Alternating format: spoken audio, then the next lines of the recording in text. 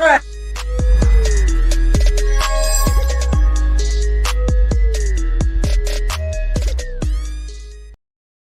Hey there, Tiana Jackson back again. Today we're just going to do a quick little brief overview of Final Draft as I fumble my way through it, as the last time I opened Final Draft was about a year ago. All right, so I'm just going to make I statements. This is for me and only me, because you know how y'all get sometimes. I'm going to share my screen, but not my Gmail. Thanks. Sometimes you guys turn in stuff that's wrong. Okay, so here's the deal.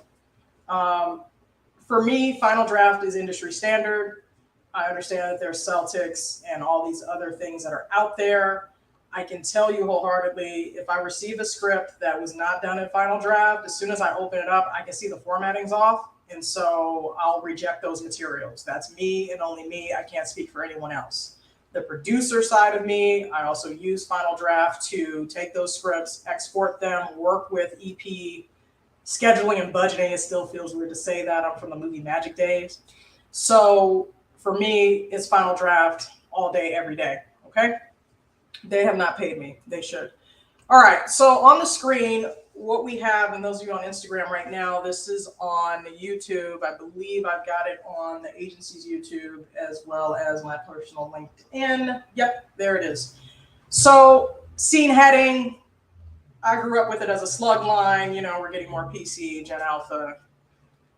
They cry a lot. So scene heading apparently is what we call that now. I want to talk about action. I want to talk about dialogue. I want to talk about transitions. Now, those of you that have come to me that have been playwrights and whatnot, if you don't know proper screenplay script format, then they're not the same. Okay, your play formats are a bit different. All right. Okay. So I'm just going to save time because I'm going to make this short. Y'all know I get real long-winded, so we're just about to go into some things. I'm probably just going to talk to you guys about scene headings, action, dialogue, and transitions. I'm going to steer clear of parentheticals. And transitions for me, they've changed from since when I started. All right, so typically we're used to seeing stuff like this, right? Fade in. As you can see on the screen, the software already knew what to do. Once it saw that, boom, now it's asking me, do I want interior, exterior, or both? Okay. So notice on the screen, there are three types. It is going to be either interior, exterior, or interior, exterior. That's it. There should be nothing else. All right. So interior dot living room dash day. Oh, let me go back. See, it has day and dawn. All right. I'm not going to get into the minutia of day versus dawn and night versus sunset. If you've ever produced, then you know what the issues are with those things. Dawn is a certain time of day you have to film unless you're filming on green screen. And with dusk, there's a certain time of day you have to film unless you're filming on green screen. All right, so we'll leave it at that. So typically you're going to see day and night mainly. All right, so this right here thus far, I've done a scene heading, right? This is what it looks like. These scene headings, them being properly formatted, are super important because when we export out of the system in Final Draft, it can actually create a list of all of the scenes, so I know exactly how many scenes we have. From there, I can take into a board, start lumping what I need to lump together, the schedule. If you're not a line producer, all of this sounds foreign to you. Keep calm. We're moving forward. All right. The next thing after that is going to be what's called action. And the action can be simple things like, you know, Tiana paces about in her living room. Now, we don't know anything about Tiana, right? Who is Tiana? Tiana is me, but we don't know anything about Tiana. We don't have any descriptions or anything that tells us anything about her. So I've seen two different ways of doing this. I'm going to show you both ways in theory. Probably won't be super great because I'm really not emotionally invested in what I'm doing right now. I'm not going to lie. Hollywood is just on fire for me personally. So I'm really just doing this so you guys have educational content and so that I can decompress for my day. All right, so Tiana. This is the first time we're seeing Tiana, so we're going to turn her into caps. And we're going to start 40, black, athletic, right? Although I'm pretty certain I'm just fat now. It can be that simple. You can get into Really in-depth stuff if you want to. Some of this stuff you can save for your Bible, okay? Other ways I've seen this, you take all this and just put the commas there. Boom, boom, boom. You can do that too, okay? I would say sometimes this works a little bit better, putting them in parentheses, all right? Okay. Your action can be long, it can be short, it can be whatever. So if you're a novelist that's trying to understand, okay, hey, what is the big disconnect here between book writing and screenwriting? This is pretty much going to be it. Just like how you get used to saying, well, you know, Tiana paces the living room with a furrowed brow. You can see her scrunching her face as she thinks intently. You can take that same thing and just throw it off in this action line right here. It's really not that hard, in my opinion, to, on a scientific level, just extrapolate book to screenplay. Just get it out and get it in here. Then you can worry about starting to edit it up and clean it up and all those things. A lot of you guys forget that writing is rewriting, is rewriting, is rewriting, is rewriting, is rewriting. Okay? So that's an action line. And you've seen some, if you read scripts, you'll see some that are long. They could be half a page because Daredevil. My God. Back when I was at Chapman, my friend Adrienne and I, she was a screenwriting major and also a French major. I would go to her apartment on like Saturday mornings with a box of Krispy Kremes and a 6-pack of Smirnoff Apple. The good days, right? And we would sit there and watch like Lifetime movie marathons all day. And she had received the script for Daredevil, the movie, and I read it out loud. It was bad. No offense to whoever wrote it, but you know it was bad. That was eye-opening for me because I was just like, oh, wow, they greenlit this. But it did have all of the little whooshes and, you know, all the little things that you ended up seeing in the movie. It had all that stuff on the page. So some of these things can get very involved. All right. Okay, as I hit return, there are things I can do with tabs, okay, to get where I need to go. So if I want to have Tiana speak, you can tab. In the middle of the screen will be that. Let me see if I can get to something that shows you. I don't even know. I don't use this in the way it has it set up, so I don't even know. The other window had everything right there for me, so obviously we're failing. This thing has a feature where you can kind of just from a drop-down list, like change out what you want. I don't know why it's not. Oh, there it is on the homepage. All right, so if you notice, pay attention right up here. I know it's tiny. I can't zoom this in. I'm so sorry. Up top, it has these element settings. Ooh, it even has a button for dual dialogue. That's so cute. This is kind of how this software works, this machine. You have your general, your scene heading, your action, your character. I'm not talking about parentheticals. Y'all not ready for that. Dialogue and transitions. That's as far as I'm going. Shots, we're not dealing with that. It was drilled into me inside of Yahoo Chat many, many years ago by a bunch of angry white guys. Don't put shots in your scripts because you're taking away from the director's vision. All right. So if you notice, as I move the cursor, see up top, it changed the scene heading. Go here, fade in, I guess it considers it an action. And then here, that'll be an action as well. And then you see the scene heading. So here I am, Tiana, dialogue. Even if I had written, no, we're not voiceover, you stop that.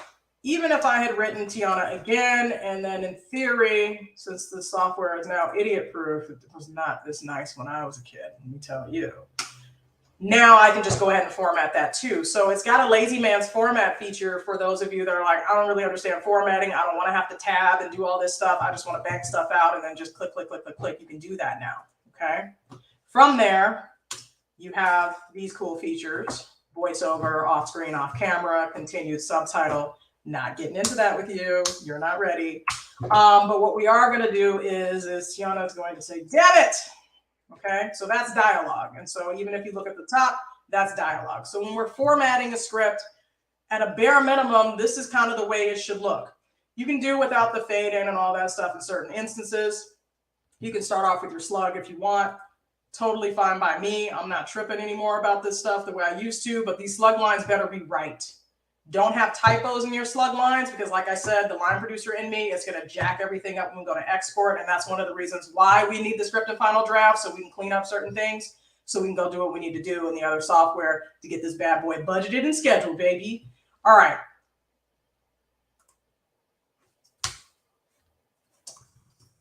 So then I can do action lines of like the phone rings, Tiana runs and dives on the couch, the phone. Okay. Now, technically, since this is now a prop, I'm supposed to do that. Okay.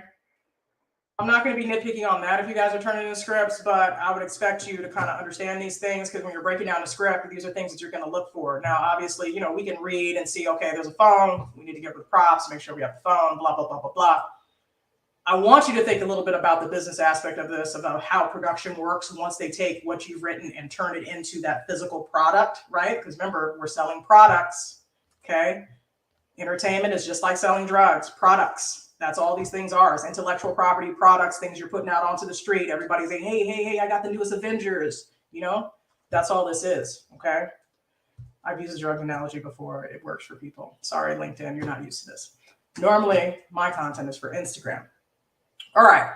So another prime example of how an action line can tell you what your character is doing in that. Now, show, don't tell. And so that's the thing that kind of hurts everybody. What they mean by that is, no, we're not going to say this.